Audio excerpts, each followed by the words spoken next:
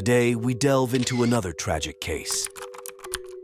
In the late 1980s, Mark Winger found himself on a blind date with a co-worker of his brother, a woman named Donnah. Donnah, a hospital tech, and Mark, a respected nuclear engineer, quickly discovered a strong connection.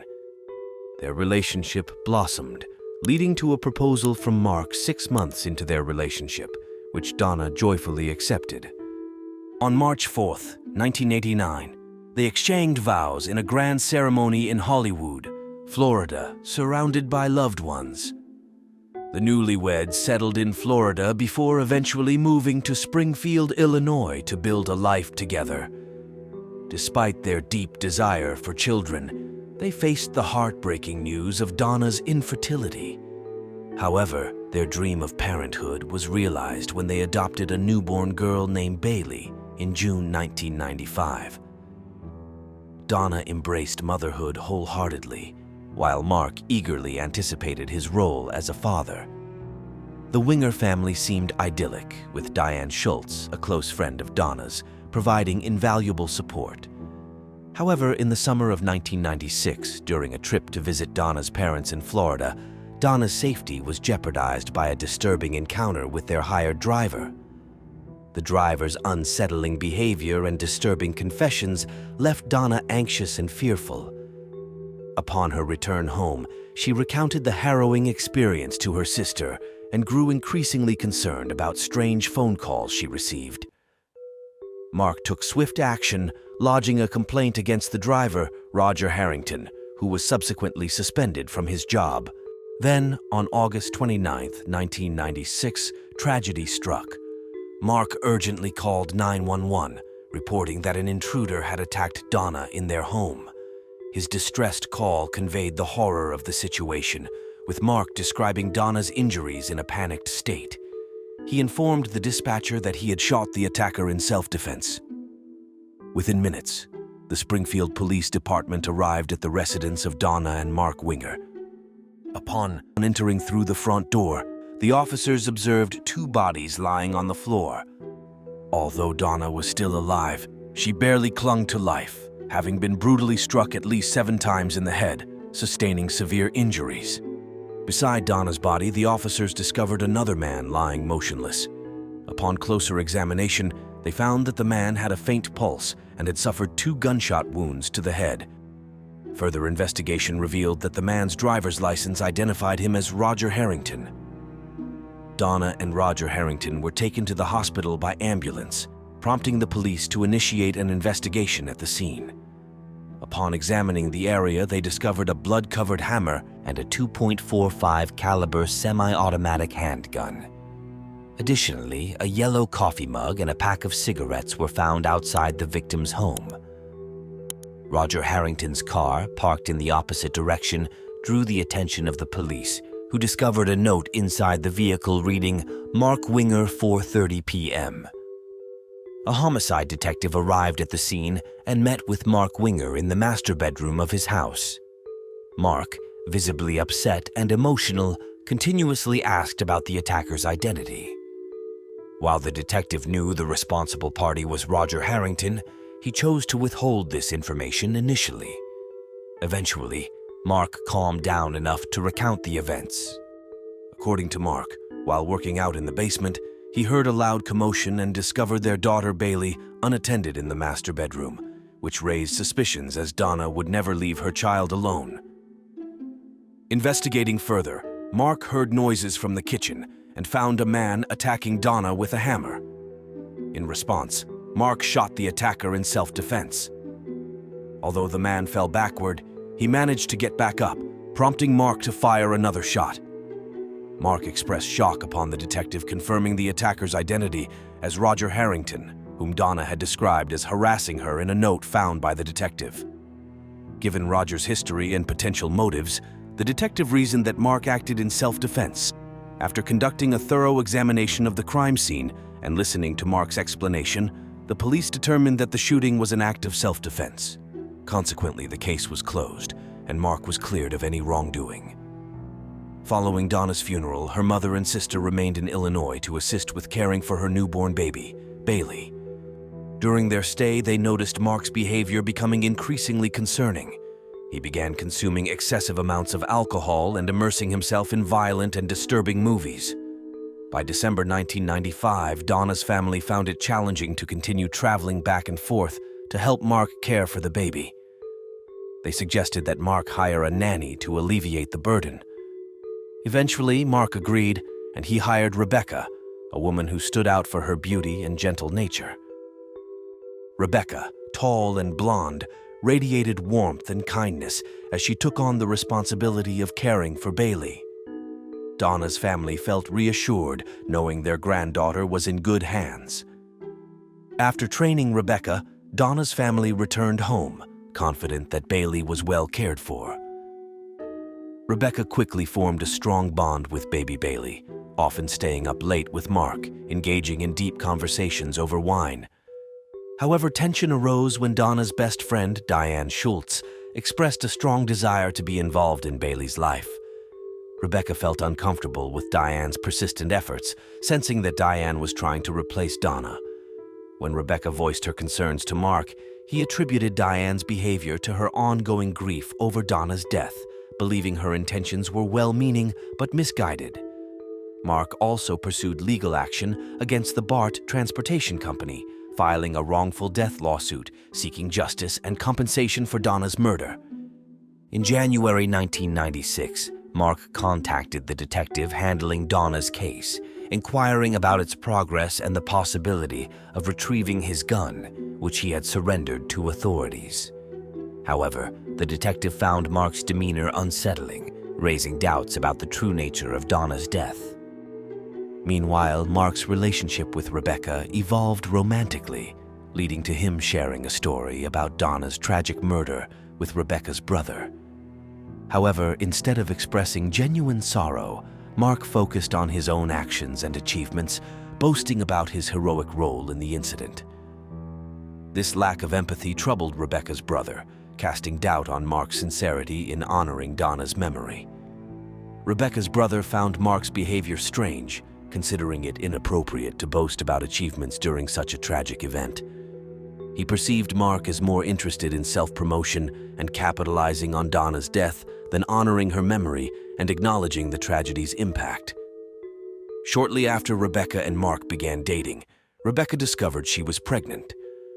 Both Rebecca and Mark were overjoyed by the news, eagerly anticipating the arrival of their new baby.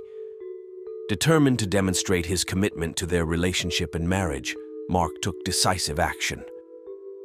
Despite knowing that converting to Christianity would have significant implications for both of them, Mark embraced the new religion to symbolize his dedication to Rebecca and their future family. Mark believed that adopting a new faith would signify his readiness to make sacrifices for their relationship.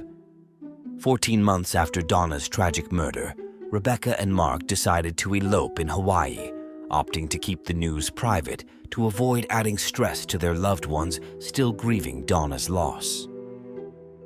However, Donnah's family was deeply hurt by the perception that Mark had replaced Donnah so swiftly. In December 1996, Mark sold their previous house and built a new home for himself and Rebecca in the countryside, complete with a backyard pond where they could enjoy family time. Despite their growing family, Mark and Rebecca began to drift apart from Donnah's family over time, causing strain and heartache for Donnah's mother and sisters. During one visit, Donnah's parents attempted to present Bailey with a necklace that had belonged to Donnah, hoping to maintain a connection to their lost loved one. However, Mark refused the gesture, further exacerbating tensions between the families.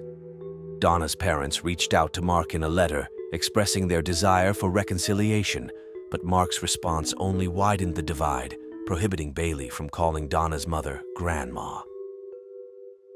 Despite the strained relationship, Donnah's family continued to express their love for Bailey, sending her birthday cards every year. In February 1999, Donnah's best friend, Diane Schultz, confessed to the police about her affair with Mark before Donnah's murder. Diane revealed incriminating statements from Mark, suggesting it would be more convenient if Donnah passed away. However, Diane refused to participate in any wrongdoing, ultimately ending her affair with Mark after Donnah's death. She grappled with the turmoil of her transformed life, burdened by the weight of her secret and the haunting memory of Donnah's murder. Suspicion swirled around Mark as the detective delved into Donnah's case, yet crucial evidence seemed elusive. The box containing vital evidence had vanished, later discovered in possession of Mark's attorney, entangled in a civil lawsuit against BART Transportation for wrongful death. Upon retrieving the evidence, the detective unearthed puzzling anomalies. The absence of forced entry raised doubts about Roger Harrington's alleged involvement. Why was Roger's yellow coffee mug found in Donnah's home, and what purpose did it serve if he indeed intended harm? Questions emerged as Roger's cigarette sat ominously on the kitchen table, an incongruity in his purported intentions. Further scrutiny revealed potential weapons stowed in Roger's car, a tire iron, a knife, yet he opted for a hammer found conveniently within Donnah's home. The detective grappled with the incongruity. If murder was his intent, why forgo the weapons in his possession? In the aftermath, Roger's family vouched for his character, adamant he was no troublemaker. Turning focus towards Mark, the detective explored motives. Donnah's encounter with a dubious car service driver presented an opportunity for Mark. Evidence, including revealing Polaroid images taken by a responding officer, challenged Mark's narrative. Mark's account clashed with the photo evidence. Discrepancies emerged, casting doubt on his version of events. Suspicions heightened, prompting a detective to approach Donnah's incredulous mother, with suspicions implicating Mark in her daughter's murder. As Roger's family hoped for exoneration, new information surfaced, suggesting Roger may have been lured to his demise. A friend's revelation hinted at Roger's potential manipulation, leading authorities to consider a different narrative, one where Roger was a pawn, not the perpetrator. The detective entertained the notion that Roger might have been deceived and coerced by another party, likely Mark Winger, into a sinister web of deception. On August 23, 2001, amid the ongoing investigation into Donnah's murder, police began surveillance on Mark and Rebecca's residence. Mark grew wary and confronted the officers, demanding they cease their surveillance. Unbeknownst to him, a grand jury convened, and soon after, Mark found himself indicted for the murders of Roger and Donnah. Police, alerted to Mark's presence at work, swiftly moved to arrest him. As Mark surrendered to authorities, his wife, Rebecca, staunchly supported him, believing in his innocence. Their daughter, 6-year-old Bailey, witnessed the tumultuous events unfold. However, over time, Rebecca's unwavering support began to waver as she confronted the truth. Mark's trial commenced in May 2002, with the state aiming to establish that Roger Harrington's visit to the Winger home was for a meeting, not for murder. Defense argued Roger's mental instability, casting doubt on his intent. Conversely, the state contended that Mark orchestrated Roger's visit to address a perceived issue, ultimately resulting in his fatal shooting. Allegedly, Roger entered Mark's home willingly, explaining the absence of forced entry. Mark fatally shot Roger while Donnah and their baby were nearby. Donnah, upon hearing the gunshot, fled the room, leaving her baby unattended. Mark then attacked Donnah with a hammer. Upon presuming both victims dead, Mark called 911 with Roger moaning in the background. Despite Mark's conviction, he claimed his involvement in a murder-for-hire plot was mere fantasy. Nevertheless, he was convicted of solicitation of murder, earning an additional 35-year sentence. Rebecca, faced with Mark's convictions, distanced herself and her children for their safety, reverting to her maiden name, Simic. Rebecca believed it was vital for Bailey to connect with Donnah's family, hoping they could provide insight into Donnah's life. During a Memorial Day weekend, Bailey met Donnah's hometown community, discovering their enduring love. The visit, coinciding with Bailey's birthday, culminated in a heartfelt celebration, showcasing the warmth and generosity of Donnah's family, reaffirming their enduring love despite the rift caused by Mark's crimes. Thanks for watching. If you're fascinated by the darker side of human nature and intrigued by the mysteries surrounding crime and murder, you're in the right place. Don't forget to subscribe and hit the notification bell to stay updated on the latest chilling cases and gripping investigations. Remember, the truth is often stranger than fiction, and there's always more to uncover. Stay curious, stay safe, and I'll see you in the next video.